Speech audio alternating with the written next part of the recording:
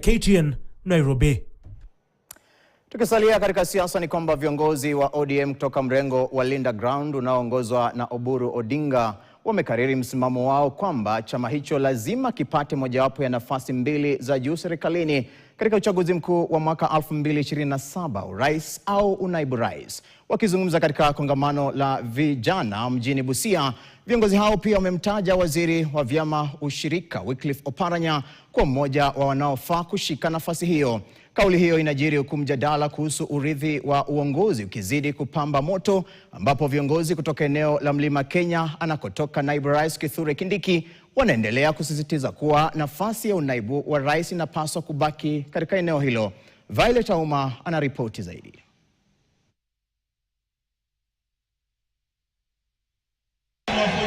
Siasa za uchaguzi mkuu wa mwaka 2027 zimeanza kushika kasi, huku viongozi wa ODM kutoka mrengo wa Linda Ground wakisema chama hicho hakitakubali nafasi yoyote iliyo chini ya urais au unaibu wa rais katika makubaliano yoyote ya kisiasa yatakayofanyika kabla uchaguzi mkuu ujao.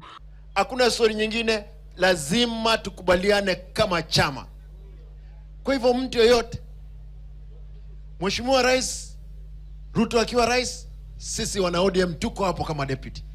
Akiamua wachane nayo akuja udeputy, sisi kama ODM tuko hapo kama urais. Wakizungumza katika kongamano la vijana la ODM kaunti ya Busia, viongozi hao wakiongozwa na naibu kinara wa ODM Simbarati wamesema kuwa iwapo chama hicho kitamuunga mkono Rais William Ruto kuwania muhula wa pili, basi mgombea mwenza lazima atoke ODM.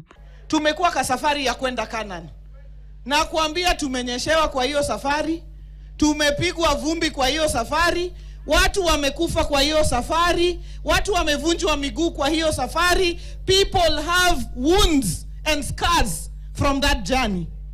Na sasa hii pia tuko safari ya kwenda Singapore, lakini lazima tupikie Canaan. Baadhi ya viongozi wakuu wa ODM walimtaja waziri wa vyama vya ushirika Wycliffe Oparanya kuwa miongoni mwa wanaofaa kuwania nafasi ya naibu rais iwapo kutakuwa na makubaliano ya kisiasa. Viongozi hao pia waliushtumu upinzani kwa madai ya kushawishi vijana kushiriki maandamano kwa maslahi ya kisiasa na kuwataka vijana kutokubali kutumiwa na wanasiasa. Kauli hizo zinatarajiwa kuendeleza mjadala kuhusu miungano ya kisiasa na mgawanyo wa madaraka kuelekea uchaguzi mkuu wa mwaka 2027. Violet Auma, KTN.